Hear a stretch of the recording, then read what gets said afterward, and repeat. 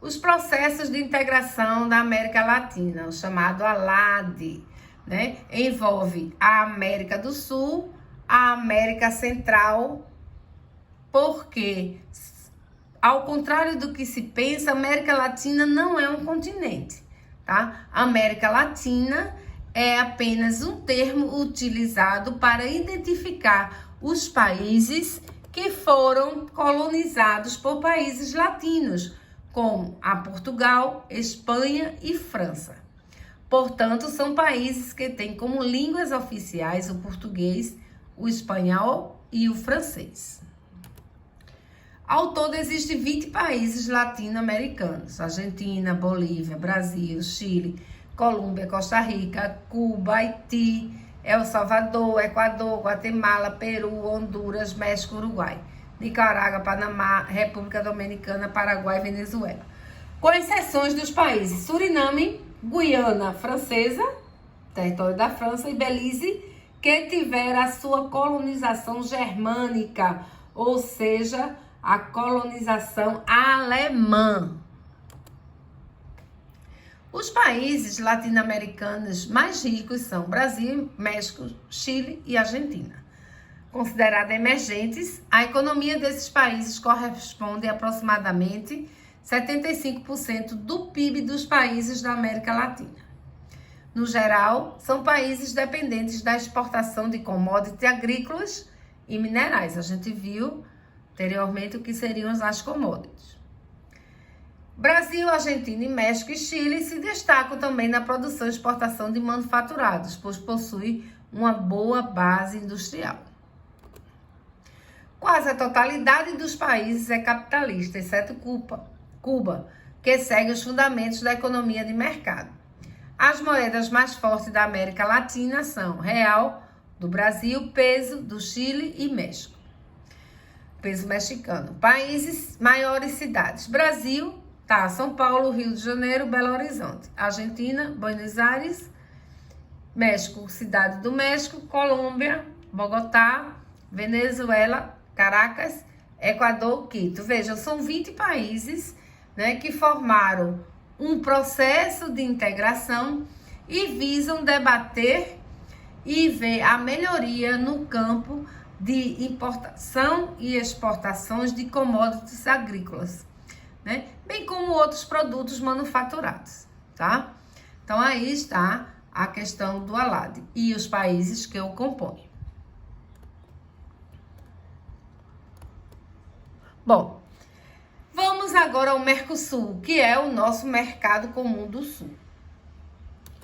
O Mercosul tem como histórico a evolução de um processo econômico com o Brasil e a Argentina, iniciado em meados de 1980. Em 1985, os presidentes do Brasil e Argentina firmaram um acordo de integração conhecido como Declaração de Iguaçu.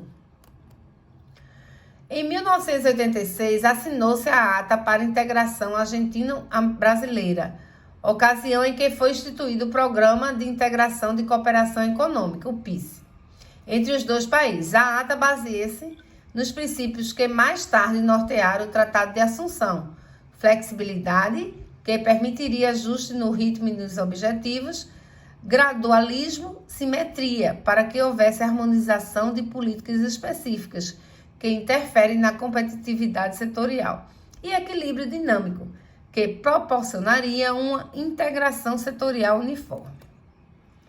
Em 1988, assinou-se o Tratado de Integração, Cooperação e Desenvolvimento Argentina-Brasil. Na oportunidade, foram assinados protocolos, na verdade 240, sobre diversos temas, tais como bens de capital, trigo, produto alimentício industrializado, setor automotivo, cooperação nuclear, transporte marítimo, terrestre, entre outros. Em julho de 1990, foi firmada a Ata de Buenos Aires, que fixou para janeiro de 1995 a data do início da vigência de um mercado comum entre os dois países. Em dezembro de 1990, os protocolos acima referidos foram consolidados em um só instrumento, denominado Acordo de Complementação Econômica, firmado entre Brasil e Argentina, que constituiu o referencial adotado no Tratado de Assunção. Em março de 1991, foi firmado o Tratado de Assunção entre Brasil e Argentina, Paraguai e Uruguai, para a constituição do Mercado Comum do Sul. Em julho de 2006, é firmado em Caracas o protocolo de adesão da Venezuela ao Mercosul.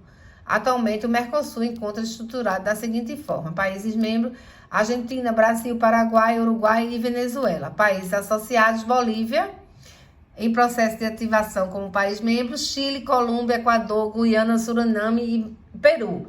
E os países observadores, que é o México e Nova Zelândia. Veja que o processo de integração não necessariamente fica no mesmo continente, porque a Nova Zelândia está lá do outro lado do mundo, né? E observa se vai entrar ou não na questão do Mercosul. A diferença entre os membros efetivos e os associados ao Mercosul está na adesão da tarifa externa comum, que consiste em uma mesma tarifação sobre produtos exportados para países de fora do bloco, evitando a concorrência e privilegiando os parceiros comerciais existentes dentro do próprio acordo. A TEC, que a gente já viu, já falou sobre ela, é adotada apenas pelos membros efetivos, que são também aqueles responsáveis pelas principais decisões, incluindo a aprovação do ingresso de novos países membros. A TEC faz parte lá da União Aduaneira, como a gente viu. Essa é uma parte histórica, certo? Para vocês terem ciência que quando começou o Mercosul. Bom, os objetivos do Mercosul: livre circulação de bens, serviços e fatores produtivos. Eliminação das restrições incidentes sobre o comércio recíproco. Estabelecimento de uma tarifa externa comum. Adoção de políticas comerciais comuns perante terceiros países. Coordenação de políticas macroeconômicas e setoriais. Vejam que fica bem parecido com os objetivos lá da Organização Mundial do Comércio. Bom, aqui está os países membros, são os países em laranja, os países associados são os países em marrom. E os países observadores aparece apenas o México, porque a Nova Zelândia está do outro lado do mundo, certo? Então, aí está exatamente como a gente identifica o Mercosul. Então, a gente tem aqui o território do Mercosul. Responde por 71,8% do território da América do Sul. Possui cerca de 3 vezes a área da União Europeia. Os países europeus são países pequenos, né? Tamanho, eu acho, do Recife. Eu grifei aí a Venezuela, porque a Venezuela, recentemente, ela foi expulsa por não concordar ou não obedecer mais aos objetivos do Mercosul. Ele tinha um governo ditador, tirano, e aí fez com que a Venezuela fosse expulsa do Mercosul. Eu coloquei amarelo porque é interessante saber que com a Venezuela a gente tem um maior território e uma maior vantagem. Sem a Venezuela, a gente perde um pouco essa capacidade aí. População somada do Mercosul chega a 275 milhões de habitantes. A população do Mercosul corresponde a quase 70% da população da América do Sul e conta com variadas etnias e origem. De novo, a gente extraindo a Venezuela, a gente perde aí já quase 30% da questão da população. O comércio. O comércio dentro do Mercosul multiplicou-se por mais de 12 vezes em 2 décadas, saltando de 4,5 bilhões em 1991, quando iniciou o Mercosul, para 59,4 bilhões em 2013. 87% das exportações brasileiras para o bloco é composto de países de produtos industrializados. Gente, foi um aumento muito grande. Tendo em vista agora essa crise que tivemos no Brasil, essa crise econômica e agora a crise do coronavírus, esses números estão praticamente paralisados. Produção agrícola. O Mercosul é uma potência agrícola. Resultam suas capacidades de produção das 5 principais culturas alimentares globais: trigo, milho, soja, açúcar e arroz. O Mercosul é o maior exportador líquido mundial de açúcar, o maior produtor e exportador mundial da soja, primeiro produtor e segundo maior exportador mundial de carne bovina. E diga-se de passagem que a carne bovina se destaca muito no Uruguai, no Paraguai e na Argentina como um dos melhores rebanhos do mundo.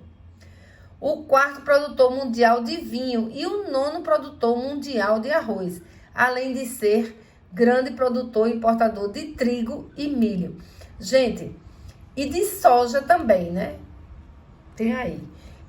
O produtor de vinho, veja, o 4º produtor mundial de vinho. Os vinhos argentinos, os vinhos chilenos são conhecidos no mundo inteiro como um dos melhores vinhos do mundo, tá? Perdendo aí para a produção dos vinhos, ele está na 4ª posição, aí perdendo aí para os países europeus que realmente têm tradição em fabricar os vinhos. O Mercosul é uma das principais potências energéticas do mundo. O bloco detém quase 20% das reservas provadas de petróleo do mundo hoje, mas não com a saída da Venezuela. Vocês vão entender por quê. 3,1% das reservas de gás naturais e 16% das reservas de gás recuperáveis de cistos. O Mercosul é detentor da maior reserva de petróleo do mundo, com mais de 310 bilhões de barris de petróleo em reserva, certificados pela OPEP. Deste montante, eu coloquei em vermelho, a Venezuela concorre com a reserva de 296 milhões de barris.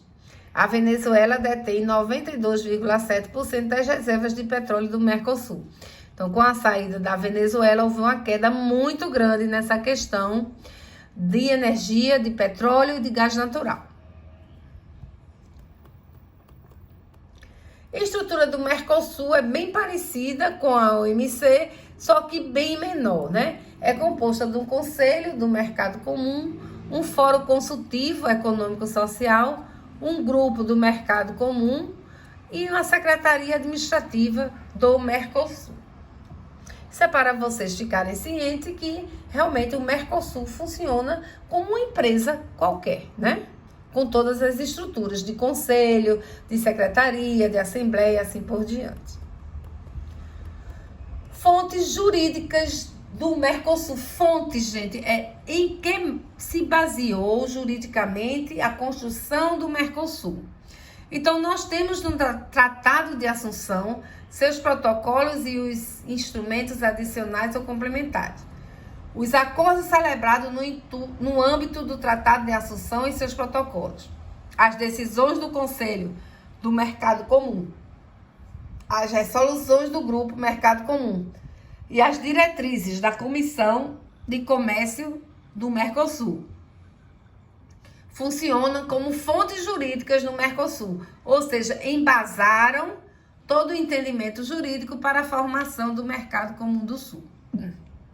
Os acordos também são fontes jurídicas que levaram à criação do Mercosul. Então, o Acordo de Ouro Preto, em 1994, atribuíram personalidade jurídica ao Mercosul, possibilitando negociações com terceiros países. Atualmente, em negociação no Mercosul, encontram-se acordos com Marrocos, Turquia e Jordânia. Veja que um bloco econômico formado como o Mercosul, mesmo não tão avançado, eles fazem sim negociações com todo o mundo. Aí não é só um país, é os países que compõem o Mercosul. E o Protocolo de Olivos, de 2002, rege o sistema de solução de controvérsias no âmbito do Mercosul. Fornece orientações quanto à forma de resolução de controvérsias, a composição do Tribunal Permanente de Revisão e ainda ao Foro Internacional que incide o litígio. Bom, gente, aqui terminamos o nosso assunto do segundo semestre a respeito de relações internacionais.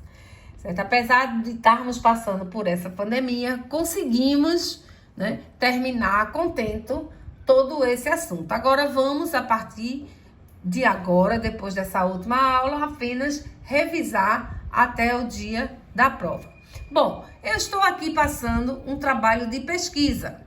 Esse trabalho de pesquisa está diferente do primeiro trabalho que foi colocado lá naquele primeiro slide que vocês receberam, porque a gente ainda não estava na pandemia.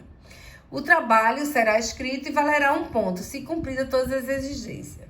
Realizado de forma individual, com mínimo de 2 páginas. Time News Roman, tamanho 12, não vou exigir que seja digitado, né? Até por conta do que a gente está passando aí. A gente vai falar um pouquinho do que é a União Europeia, certo?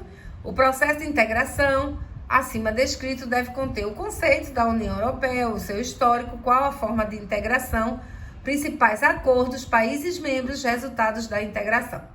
Então, vocês vão ter direito a 1 ponto individual, mandando para qualquer uma das nossas classes digitais, como o Classroom, o e-mail ou a sala digital da Unibra. Bom, matéria da segunda avaliação. A gente começa com commodities, a definição de commodities, importação, quais as suas modalidades e os tributos incidentes, exportação, quais as suas modalidades e tributos, grupos de força negativa, guerra comercial, cartel, truste, rude e subsídios, cláusulas protecionistas, todas as cláusulas protecionistas, Organização Mundial do Comércio, né, o que é e seus princípios. O que é a Organização Mundial do Comércio? Você vai fazer uma definição e seus princípios, e o processos de integração, conceito, tipo, seus reflexos negativos e positivos. Então, aí, toda já a matéria complementar da segunda avaliação, lembrando que a gente não teve o interdisciplinar, e a segunda avaliação valeria como a terceira, mas vocês só vão ter essas 2 notas do semestre. Afinal, já está aí colocado a questão. Eu acho que ninguém vai ficar em final, mas se ficar, a gente tem aí já o assunto que vai cair na final, tá? Um assunto mais resumido. Por fim, terminamos aí o nosso assunto e vamos em frente. Vocês são verdadeiros guerreiros e nós também vamos vencer essa pandemia. Então, uma boa noite para todos.